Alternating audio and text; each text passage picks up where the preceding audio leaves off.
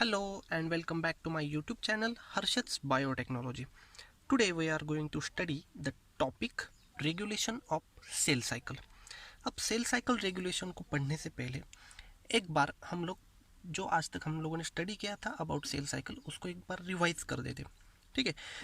सो हम लोगों ने पहले क्या स्टार्ट किया था अबाउट सेल साइकिल फेजेस. सबसे पहले हम लोगों ने स्टार्ट की थी G1 फेज, उसके बाद ES फेज देखी हमने, G2 फेज देखी, M फेज देखी. इसके बाद इसके में लगने वाला टाइम पीरियड और कौन से फेज में क्या होता है ये सभी चीज़ें हम लोग ऑलरेडी पढ़ चुके हैं. ठीक है. सो G1 फेज के लिए 11 to 12 आवर्स, ES फेज के लिए near about 6 to 8 hours, G2 phase के लिए near about 4 to 5 hours and mitotic phase near about 1 hours. Okay.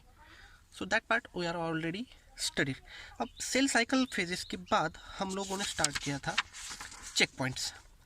अब चेक पॉइंट्स में हम लोगों ने डिस्कस किया था कुछ चेक पॉइंट्स ऐसे होते हैं जो G1 to ES phase transition में वर्क करते हैं, कुछ चेक पॉइंट्स होते हैं ES फेज में काम करेंगे और कुछ चेक पॉइंट्स ऐसे होते हैं जो माइटोटिक फेज में भी काम करते हैं. ठीक है. सो इन सब में से हम लोगों ने स्टार्ट किया था हमारे सीक्वेंस से जहाँ से G1 फेज से. ओके. सो G1 फेज में एक चेक पॉइंट वर्क करता है जिसका नाम हम लोगों ने ऑलरेडी पढ़ चुका था, DNA डैमेज चेक पॉइंट. इसे हम रेस्ट्रिक्शन पॉइंट भी कहते हैं. Okay. So DNA damage check point में हम लोगों ने देखा था as per the DNA will get damage, ATM will get activate and finally it will activate P53 protein. Right. एक बार P53 एक्टिवेट होता है तो P53 सेल साइकिल को अरेस्ट कर देगा, सेल डिवीजन को स्टॉप कर देगा. क्यों स्टॉप करेगा? क्योंकि हमारा DNA डैमेज है. राइट. अब यहाँ पर हम लोगों ने जो देखा था P53 एक्टिवेट करता है P21 प्रोटीन को जो कि अरेस्ट करता है सेल साइकिल को. अब यहाँ पर हम लोगों ने पार्ट देखा था सेल साइकिल अरेस्ट होती है तो कैसे होती है? By inhibiting the CDKs and cyclins. Okay. So what are those CDKs and cyclins that we will study in this lecture. So what are CDKs and what are cyclins? CDKs are nothing but the cyclin dependent kinases. इनके नाम में ये रखा है, ये कुछ kinases protein है, cyclin dependent kinases. अगर काइनेजेस है तो ये किसी ना किसी के ऊपर तो फॉस्फेट ग्रुप के एडिशन करेंगे. राइट. अब यहाँ पर इसके नाम में ही ऑलरेडी रखा है साइक्लिन डिपेंडेंट काइनेजेस है. इसका मतलब ये डिपेंड करते हैं किन के ऊपर? साइक्लिन्स के ऊपर. Isn't it? अगर CDK अकेले है, यहाँ पर देख सकते हो आप, CDK अगर अकेले है तो ये इनएक्टिव स्टेट में होते. राइट. सो ये डिपेंड करते हैं साइक्लिन्स के ऊपर. अगर साइक्लिन्स प्रोटीन्स इनके ऊपर अटैच होते हैं तो ये दोनों मिलाकर एक्टिव कॉम्प्लेक्स बनाते हैं, CDK साइक्लिन कॉम्प्लेक्स. ठीक है. अगर CDK सेल्फ अकेले है तो ये इनएक्टिव स्टेज में होंगे. When they will bind to the cyclin proteins they will get an activate and they form a active CDK cyclin complex. Okay. So cyclins क्या होते हैं? So cyclins these are nothing but the proteins which regulate the cell cycle. Right. These proteins undergo a cell cycle of synthesis and degradation in each round of cell cycle. मतलब cell cycle के phases के अनुसार वो synthesis भी होते हैं और degrade भी होते हैं. ठीक है. सो वो होते हैं साइक्लिन्स प्रोटीन. अब CD के बारे में अगर हम लोग बात करें तो cyclin dependent kinases CDKs can only phosphorylate the downstream proteins when it bounds with its partner cyclins.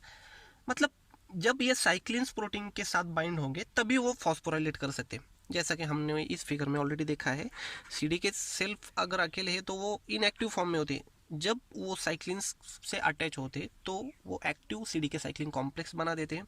After all it is a kinases, cyclin dependent kinases. So ये किसी ना किसी के ऊपर तो फॉस्फेट ग्रुप की एडिशन करेंगे. ठीक है. So these are the CDKs and cyclin. अब ये CDK साइक्लिन हमारे सेल साइकिल में कैसे रेगुलेट करते हैं वो पार्ट जरा देखते हैं. Okay. Now moving towards the regulation of cell cycle. अब CDKs क्या होते हैं, साइक्लिन्स क्या होते हैं, ये बातें हम लोगों ने ऑलरेडी कर दी है. अब किस टाइप के CDKs होते हैं, किस टाइप के साइक्लिन्स होते हैं, यहाँ पर मैंने दिया हुआ है, ये आपको याद रखना पड़ेगा. याद रखना G1 फेज में CDK4 and cyclin D work करते हैं टुगेदर में. किस फेज में? G1 फेज में. Right. G1 to S phase transition में CDK2 साइक्लिन E काम करते हैं. S फेज में CDK2 साइक्लिन A वर्क करते हैं and G2 to M transition में CDK1 and cyclin B they are work together. Okay, ये चार्ट आप लोगों को याद रखना पड़ेगा, इससे भी कुछ क्वेश्चंस आपके CSIR नेट के सेट के भी सॉल्व हो सकते हैं। ठीक है, सो नाउ स्टार्टिंग करने से पहले सबसे पहले हमारे पास ये सेल साइकिल होती है, सभी लोगों को पता है।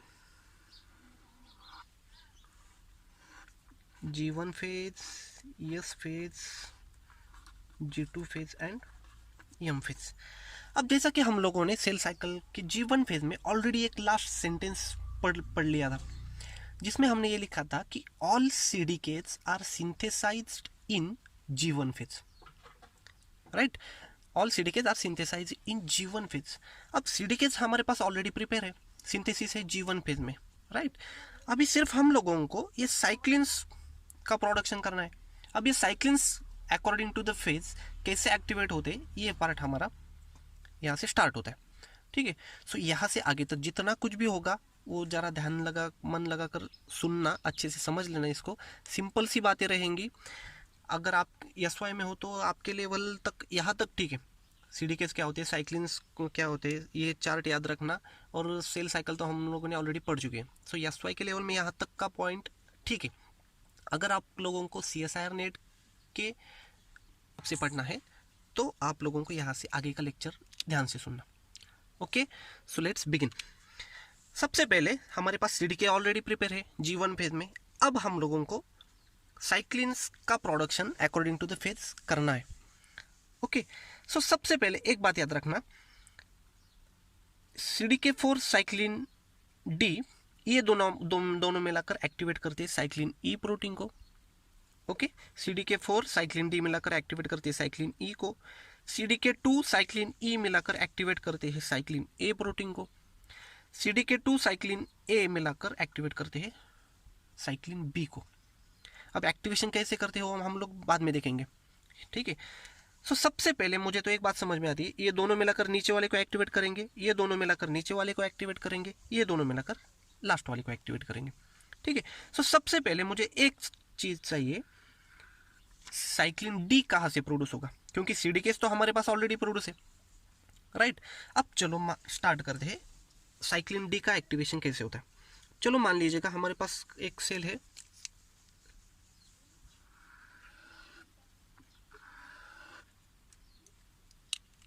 suppose this is our cell,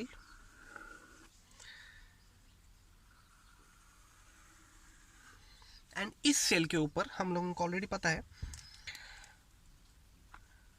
cell के ऊपर रिसेप्टर्स प्रेजेंट होते हैं, राइट। अब चलो मान लीजिएगा G1 फेज से हम लोग स्टार्ट करते हैं। G1 फेज में सब सेल एंटर कब होती है, हम लोगों ने ऑलरेडी पढ़ा है। सेल साइकिल प्रोग्रेस कब करेगी, cell division, cell cycle start कब होगी, जब स्पेस प्रेजेंट होगा। सेकेंड थिंग, जब growth factors, growth hormones molecules present होंगे, तब सेल साइकिल प्रोग्रेस करेगी। सो लेट्स से सपोज यहाँ पर कोई एक ग्रोथ हार्मोन्स या फिर growth factors, epidermal growth factors यहाँ पर प्रेजेंट है। हमारे सेल के ऊपर ग्रोथ फैक्टर्स को कैच करने के लिए रिसेप्टर प्रेजेंट होते हैं। Let's say suppose this is receptor tyrosine kinase. ये रिसेप्टर्स क्या होते हैं, यहाँ की एक सिग्नलिंग, ये हम लोग सिग्नलिंग चैप्टर में ऑलरेडी पढ़ेंगे बाद में। ठीक है, सबसे पहले ग्रोथ हार्मोन्स ग्रोथ रिसेप्टर को अगर अटैच होते तो रिसेप्टर एक्टिवेट होगा। रिसेप्टर एक्टिवेट होने के बाद एक सिंपल सी सिग्नलिंग होती है यहाँ पर, ओके, जिसे हम रास मैप पाथवे भी कहते हैं, जिसे हम रास मैप पाथवे कहते हैं। ओके, अब इस पाथवे में 2-3 प्रोटीन्स हैं, जैसे कि राफ, MEK, ERK। सो ऐसे डिफरेंट टाइप्स ऑफ प्रोटीन्स यहाँ पर प्रेजेंट होते हैं। अब ये जो ERK प्रोटीन होता है, ये आपका ट्रांसक्रिप्शन फैक्टर होता है। ठीक है, अब ट्रांसक्रिप्शन फैक्टर क्या होते हैं, ट्रांसक्रिप्शन यानी कि वो mRNA प्रोडक्शन में कुछ हेल्प करेंगे। अगर mRNA बनता है तो mRNA से प्रोटीन बनेगा, राइट। सो अगर ये ट्रांसक्रिप्शन फैक्टर है तो ये आपके न्यूक्लियस में एंटर करेंगे। यहाँ पर सेल का आपका न्यूक्लियस प्रेजेंट होता है, और न्यूक्लियस में हम लोगों को पता है हमारा डीएनए प्रेजेंट होगा, राइट। सो अगर ये ट्रांसक्रिप्शन फैक्टर है तो ये न्यूक्लियस में एंटर करेंगे, यहाँ से कुछ एमआरएनए प्रोड्यूस करेंगे, उससे प्रोटीन बनेगा, और जो प्रोटीन बनेगा यहाँ पर जो प्रोटीन सिंथेसिस होता है वो होता है साइक्लिन डी। ओके, सो सबसे पहले साइक्लिन डी का प्रोडक्शन यहाँ पर हो गया बाय द प्रोसेस ऑफ रास मैप पाथवे। इसको हम लोग डिटेल में सिग्नलिंग चैप्टर में पढ़ेंगे, ठीक है। सो बस आप लोग को इतना याद रखना है, अगर growth factors, growth hormones receptor को अटैच होते हैं तो एक सिग्नलिंग होती है जिसे हम कहते हैं रास मैप पाथवे। रास मैप पाथवे से हमें जो प्रोडक्शन मिलेगा यहाँ पर वो प्रोटीन्स प्रोड्यूस होता है साइक्लिन डी। और एक बार अगर साइक्लिन डी प्रोड्यूस हो गया सो हमारे पास ये सीडीकेज ऑलरेडी हमारे जीवन फेज में रेडी है, राइट। सो साइक्लिन डी प्लस CDK4/6 यहाँ पर वर्क करेंगे, CDK4 और CDK6। यहाँ से आगे ध्यान लगाकर समझना, okay. So cyclin D plus CDK4, cyclin D कैसे एक्टिवेट हुआ यहाँ तक समझ में आ गया होगा। CDK हमारे पास ऑलरेडी जीवन फेज में यहाँ पर प्रिपेयर है, राइट। अब साइक्लिन डी प्लस CDK4, जैसा हम लोगों ने 5 मिनट पहले देखा था कि CDK और साइक्लिन एक दूसरे के कांटेक्ट में आते हैं तो वो एक्टिव CDK साइक्लिन कॉम्प्लेक्स बनाते हैं, राइट। सो ये हमारा कॉम्प्लेक्स एक्टिवेट हो गया फिलहाल, राइट। और after all it is a kinases. So हम लोगों ने ऑलरेडी पढ़ चुका है, अगर काइनेजेस प्रोटीन है, काइनेजेस एंजाइम है, तो ये किसी ना किसी के ऊपर तो फॉस्फेट ग्रुप के एडिशन करेंगे, ओके। तो सबसे पहले साइक्लिन डी प्लस CDK4 का कॉम्प्लेक्स हमारे पास रेडी है। सो जैसा कि मैंने अभी कहा था, साइक्लिन डी प्लस CDK4 ये दोनों मिलाकर नीचे वाले प्रोटीन को एक्टिवेट करेंगे, ठीक है। सो अब हमें साइक्लिन ई को एक्टिवेट करना है। अब वो कैसे किया जाता है वो बात हम लोग देखेंगे, ठीक है। यहाँ तक बात समझ में आ गई होंगी। So now start. एक बार cyclin D plus CDK4 complex activate होता है तो इसके बाद एक कुछ प्रोसेस होती है। हमारे सेल में एक प्रोटीन होता है,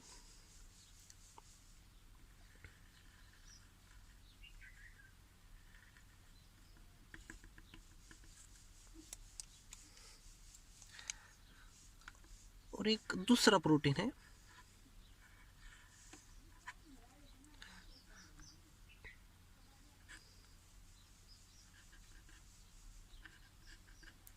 इस प्रोटीन को हम कहेंगे E2F and this one it is RB। इसे हम रेटिनोब्लास्टोमा भी कहते हैं,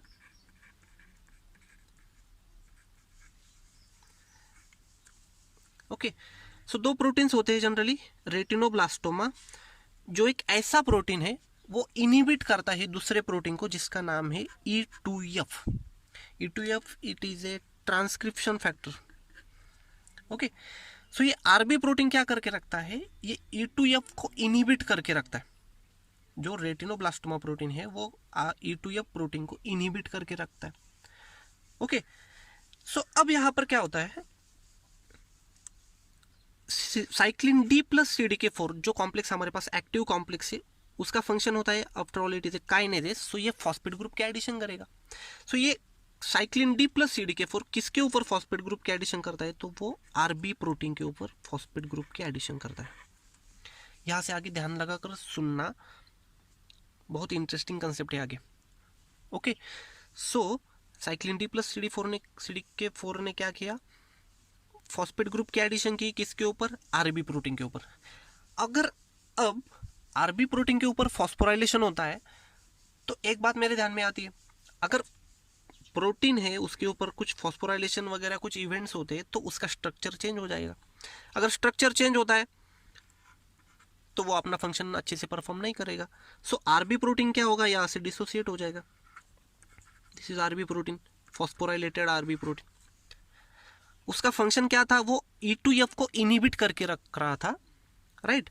लेकिन अभी इसमें भी RB प्रोटीन में ही क्या हुआ, स्ट्रक्चरल चेंजेस हुए due to the addition of phosphate group by cyclin and CDK, right. CDK4 cyclin D ने फॉस्फेट ग्रुप की एडिशन की RB प्रोटीन के ऊपर, RB प्रोटीन डिसोसिएट हुआ, राइट। अब यहाँ से क्या होगा, E2F प्रोटीन यहाँ से फ्री होगा, क्योंकि उसको इनिबिट करने वाला, इसको इनिबिट करने वाला आरबी प्रोटीन अब नहीं रहा, right. So this E2F will get free. अब E2F जहाँ यहाँ पर मैंने लिखा था, E2F एक ट्रांसक्रिप्शन फैक्टर है। सो ये क्या करेगा, अगर ये ट्रांसक्रिप्शन फैक्टर है तो ये भी न्यूक्लियस में जाएगा, राइट। न्यूक्लियस में जाने के बाद डीएनए से रेप्लिकेशन ट्रांसक्रिप्शन होगा, ट्रांसक्रिप्शन होने के बाद इसका एमआरएनए बनेगा, एमआरएनए बनने के बाद कुछ प्रोटीन्स बनेंगे। अब यहाँ पर सिंथेसिस होता है एक दूसरा प्रोटीन जिसे हम लोग कहते हैं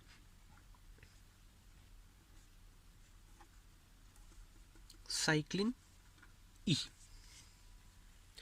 ओके, सो अब जैसा कि हमारा टारगेट था, हमें साइक्लिन ई को प्रोड्यूस करना था। साइक्लिन ई का प्रोडक्शन होगा यहाँ पर। कैसे हुआ, सबसे पहले आरबी प्रोटीन फॉस्फोराइलेट हुआ by the addition of phosphate group. किसने की, साइक्लिन डी प्लस CDK4 ने फॉस्फेट ग्रुप की एडिशन की, आरबी प्रोटीन डिसोसिएट हुआ। इसके बाद E2F फ्री होगा। E2F प्रोटीन अगर ये ट्रांसक्रिप्शन फैक्टर है तो ये न्यूक्लियस में जाएगा, ट्रांसक्रिप्शन करेगा साइक्लिन ई का, ठीक है। अब साइक्लिन ई हमारे पास प्रोड्यूस हुआ। अब साइक्लिन ई प्रोड्यूस होने के बाद हमारे पास साइक्लिन CDK2 ऑलरेडी हमारे G1 फेज में प्रिपेयर है, राइट।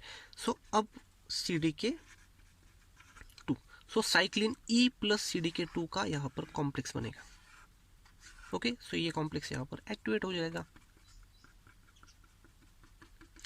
अब सेल कहाँ पर आ गई है, G1 फेज में से साइक्लिन ई प्लस CDK2 ये कहाँ पर वर्क करते हैं, G1 to S फेज में। अब सेल हमारी G1 फेज में से S फेज में जाने के लिए रेडी है। ओके, सो ये मेन वर्क कौन परफॉर्म करेगा, cyclin E plus CDK2, right. अब हम लोग आ गए हैं नियर अबाउट S फेज में, राइट। सो S फेज में हम लोगों को लगने वाले हैं साइक्लिन ए, हम लोगों को चाहिए साइक्लिन ए प्लस CDK2। सो हमारा टारगेट है, अब हम लोगों को चाहिए साइक्लिन ए प्लस CDK2। ये कॉम्प्लेक्स हम लोगों को अभी एक्टिवेट करना है। सो ये कॉम्प्लेक्स ऑलरेडी प्रिपेयर हुआ होता है आपकी G1 फेज में या फिर लेट G1 फेज में, लेकिन इस कॉम्प्लेक्स को इनहिबिट करने वाला एक दूसरा प्रोटीन होता है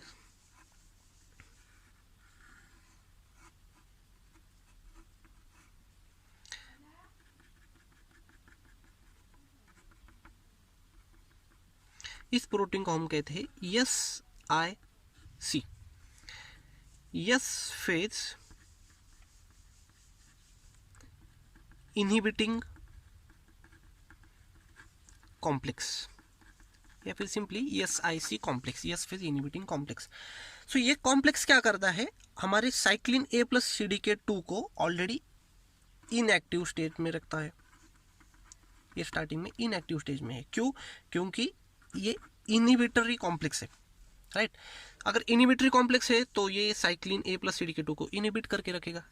अब हम लोगों को cyclin A plus CDK2 active form में चाहिए। सो ये एक्टिवेट कैसे होता है, तो सिंपल, हमारे पास एक्टिवेट है ऐसा कॉम्प्लेक्स है cyclin E plus CDK2, right. So after all it is again है काइनेज प्रोटीन। सो काइनेजेस है तो एक्टिवेटेड कॉम्प्लेक्स है, तो ये फिर से फॉस्फेट ग्रुप के एडिशन करेंगे, किसके ऊपर, इस SIC के ऊपर फॉस्फेट ग्रुप के एडिशन करेंगे। अब S फेज इनहिबिटिंग कॉम्प्लेक्स के ऊपर एक बार अगर फॉस्फेट ग्रुप के एडिशन हो गए तो SIC कॉम्प्लेक्स का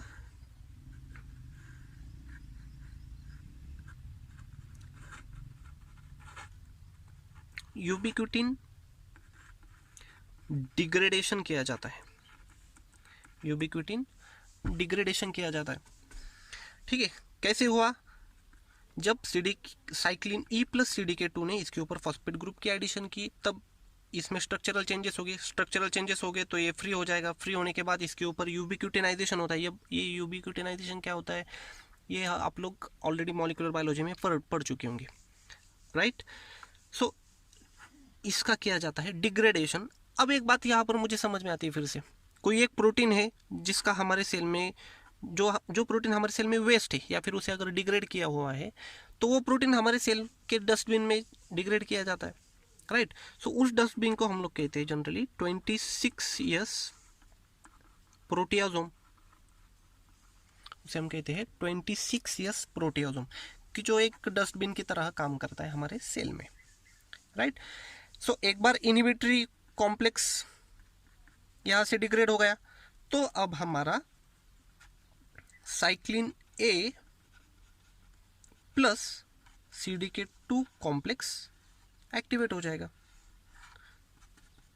सो this is active CDK2 cyclin A complex, this is active.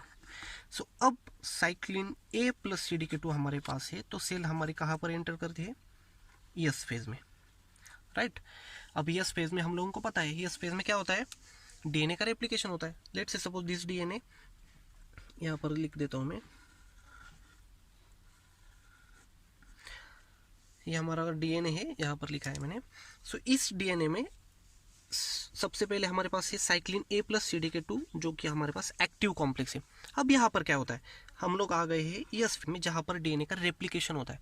So replication के लिए कुछ मशीनरी चाहिए होती है, जैसे कि हेलिकेज एंजाइम होगा, राइट, जिससे अगर यूकैरियोटिक सेल है तो इसमें MCM2 to 7 MCM10, या फिर कुछ लाइसेंसिंग फैक्टर्स होते हैं, रेप्लिकेशन लाइसेंसिंग फैक्टर्स, जैसे कि CDC6 या फिर CDT1, ये कुछ रेप्लिकेशन लाइसेंसिंग फैक्टर्स होते हैं। सो जो कॉम्प्लेक्स हमारे पास एक्टिवेट हुआ है उसमें काइनेज एक्टिविटी है, सो ये सिंपल फॉस्फेट ग्रुप की एडिशन करेगा इन तीनों के ऊपर, राइट। तो इनके टारगेट ये है कि वो डीएनए रेप्लिकेशन के लिए जो कुछ भी मशीनरी चाहिए वो ऑलरेडी G1 फेज में प्रिपेयर है। जैसा कि हम लोगों ने सेल साइकिल में कहा था, अगर रेप्लिकेशन यस फेज में होता है तो रेप्लिकेशन की सारी तैयारियां G1 फेज में किए जाती है, उसके पहले फेज में, राइट। सो यस फेज के लिए लगने वाली जो मशीनरी है, हेलिकेज या फिर और भी कुछ प्रोटीन्स, CDC6, CDT1, ये सारे ऑलरेडी वहाँ पर आ गए हैं।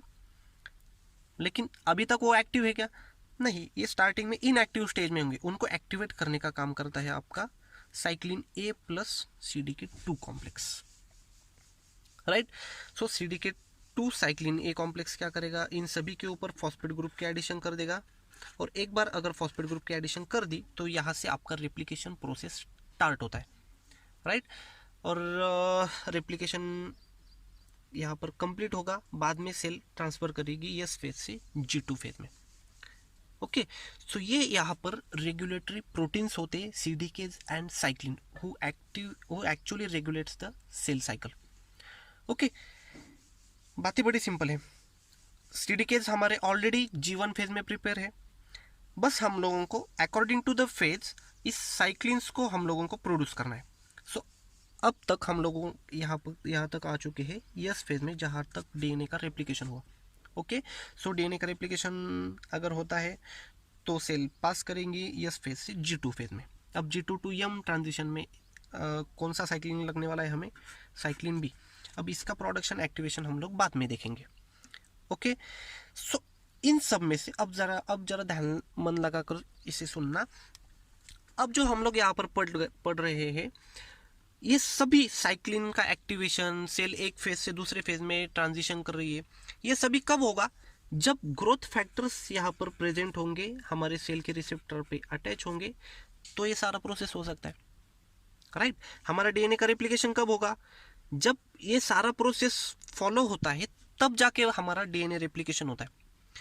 मान लीजिएगा अगर ग्रोथ फैक्टर्स प्रेजेंट नहीं है, अगर ग्रोथ फैक्टर्स ही प्रेजेंट नहीं है तो ये रिसेप्टर के ऊपर अटैच नहीं होंगे, रिसेप्टर एक्टिवेट नहीं होगा। रिसेप्टर एक्टिवेट नहीं हुआ तो कोई भी साइक्लिन से यहाँ पर प्रोड्यूस नहीं होगा, और कोई भी CDK साइक्लिन अगर प्रोड्यूस नहीं होता है तो सेल एक फेज में से दूसरे फेज में एंटर नहीं कर सकती, राइट। अब यहाँ पर एक कहानी में एक ट्विस्ट है, अब इसको अच्छे से सुनना। चलो मान लीजिएगा हमारे पास ग्रोथ फैक्टर्स एब्सेंट है, ग्रोथ फैक्टर्स हमारे पास प्रेजेंट नहीं है, ओके। ग्रोथ फैक्टर्स हमारे पास प्रेजेंट नहीं, तो अब होना क्या चाहिए, अगर ग्रोथ फैक्टर्स प्रेजेंट नहीं है नॉर्मल सेल के लिए, तो वहां पर क्या होगा, ये फॉलोइंग सिग्नल कैस्केड कोई भी फॉलो नहीं होगा, राइट। ये प्रोसीड नहीं करेगा। अगर कोई भी सीडीके साइक्लिन एक्टिवेट नहीं होता है तो सेल साइकिल प्रोग्रेशन नहीं करनी चाहिए, मतलब सेल हमारी डिवाइड नहीं होगी। जैसा कि हम लोग कह रहे हैं, ग्रोथ फैक्टर्स अगर एब्सेंट है तो सेल डिवाइड नहीं होगी, राइट। अब चलो मान लीजिएगा, अब सिर्फ हमारे पास ग्रोथ फैक्टर प्रेजेंट नहीं है, लेकिन अगर मेरे सेल में कुछ ऐसी एक ड्रग आ गई है जो क्या कर रही है, हमारे आरबी प्रोटीन में कुछ ऐसा म्यूटेशन कर रही है, अच्छे से सुनना, जो हमारे आरबी प्रोटीन में कुछ ऐसा म्यूटेशन कर रही है कि जिससे आरबी प्रोटीन का फंक्शन स्टॉप होता है। कोई एक नॉर्मल सेल है हमारे पास और उसमें आरबी प्रोटीन में म्यूटेशन होता है जिससे उसका फंक्शन स्टॉप होता है। अब क्या होगा, जस्ट इमेजिन, ग्रोथ फैक्टर्स नहीं है तो सेल डिवाइड नहीं होनी चाहिए, लेकिन हमारे सेल में एक ऐसा कंपाउंड आ गया है जिसकी वजह से आरबी प्रोटीन अगर म्यूटेट हो रहा है जिससे उसका फंक्शन स्टॉप हो रहा है। अगर आरबी प्रोटीन का फंक्शन स्टॉप होता है तो क्या होगा, अच्छे से सुनना। आरबी प्रोटीन का पहले फंक्शन क्या था, वो E2F प्रोटीन को इनहिबिट करके रख रहा था, राइट। आरबी प्रोटीन क्या कर रहा था, E2F प्रोटीन को इनहिबिट करके रख रहा था, सो दैट अगर E2F इनहिबिट है तो ये नीचे का कैस्केड नहीं होगा। सो नॉर्मल सेल में यही होता है, अगर ग्रोथ हार्मोन्स प्रेजेंट नहीं है तो इसमें से कोई भी प्रोसीजर नहीं फॉलो होगी, राइट। अगर आरबी में ही अगर हमारा म्यूटेशन होता है तो आरबी का फंक्शन क्या था, E2F को इनहिबिट करना। अब ये E2F को इनहिबिट कर सकता है क्या, नहीं, because it is mutated, RB is mutated. अब आरबी अपना फंक्शन परफॉर्म नहीं करेगा, इसने अगर अपना फंक्शन छोड़ दिया तो क्या हो सकता है, E2F हमेशा फ्री रहेगा, राइट। और E2F अगर हमेशा फ्री रहता है तो क्या होगा, ये हमेशा ट्रांसक्रिप्शन फैक्टर की तरह काम करेगा, ये सारे सीडीके साइक्लिन्स को प्रोड्यूस करेगा, बाद में सेल सिर्फ एक फेज से दूसरे फेज में ट्रांसफर होगी, सभी सीडीके साइक्लिन्स एक्टिवेट होंगे और सेल डिवाइड होती चलेगी। हालांकि क्या होना चाहिए था, अगर ग्रोथ हार्मोन्स प्रेजेंट नहीं है तो सीडीके साइक्लिन्स एक्टिवेट नहीं होने चाहिए थे, राइट। लेकिन अगर कुछ ऐसी ड्रग है या फिर आरबी प्रोटीन में अगर कुछ म्यूटेशन होता है हमारे सेल में तो इसका फंक्शन लॉस हो जाएगा। अगर इसका फंक्शन लॉस होता है तो E2F यहाँ से हमेशा फ्री रहेगा, राइट। E2F फ्री रहेगा तो हमेशा सेल डिवाइड ही होती रहेगी और सेल के ऊपर कोई कंट्रोल ही नहीं रहेगा। उस स्टेज को हम कहते हैं cancer, right. So world wide बहुत सारे ऐसे कैंसर होते हैं जिनमें आरबी प्रोटीन में भी म्यूटेशन होता है। आरबी प्रोटीन में म्यूटेशन होता है जहाँ पर आरबी प्रोटीन का फंक्शन लॉस हो जाता है, जहाँ से E2F हमेशा आपका फ्री रहेगा, चाहे वो ग्रोथ फैक्टर्स प्रेजेंट हो या फिर नहीं हो। वैसे ही हम लोगों ने फर्स्ट लेक्चर में ही कहा था कि एनिमल सेल की, हेल्दी एनिमल सेल की प्रॉपर्टी होती है उसे ग्रोथ फैक्टर्स चाहिए डिवीजन होने के लिए, लेकिन कैंसर सेल के लिए हर बार ग्रोथ फैक्टर्स प्रेजेंट होना जरूरी नहीं है। अगर ग्रोथ फैक्टर एब्सेंट भी होते हैं, अगर इस सिंपल आरबी प्रोटीन में अगर म्यूटेशन होता है तो भी सेल कैंसर में जा सकती है, right. So this is all about your regulations of cell cycle. So अब तक हम लोग आ चुके हैं यस फेज में, राइट। यस फेज में हम लोगों ने एक्टिवेट किया है cyclin A plus CDK2 complex को। अब हमारा लास्ट पार्ट बचता है, हम लोगों का एक्टिवेट करना है साइक्लिन B को, जो कि काम करता है G2 टू EM ट्रांजिशन में। सेल G2 में से EM फेज में जाने से पहले ये चेक पॉइंट वर्क करता है। अब ये क्या है क्या नहीं वो हम लोग बाद में पढ़ेंगे। Okay, so thank you so much.